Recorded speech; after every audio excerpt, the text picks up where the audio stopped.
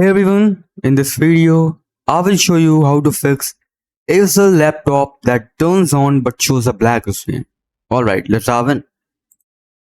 Now first of all, try this simple method. Plug the charger into the laptop and increase the brightness by pressing Fn plus right arrow key. Alright, if it doesn't work, just do a hard reset. Turn off the laptop. After that, unplug the charger and remove the battery if removable. Hold the power button for 30 to 60 seconds. Reconnect the battery and charger and power on the laptop.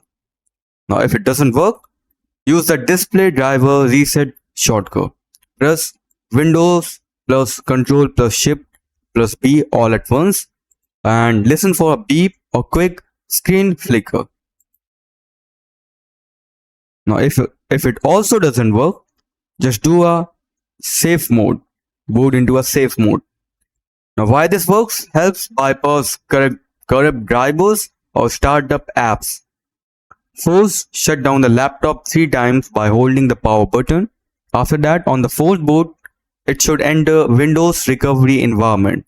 Now go to troubleshoot, advanced options, startup settings, and then do a restart.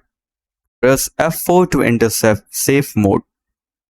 Now if nothing works, you may have a hardware failure such as faulty LCD screen or backlight, loose display cable, or failing GPU or motherboard. So that's it for the video.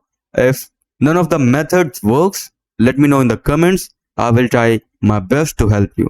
Thanks for watching.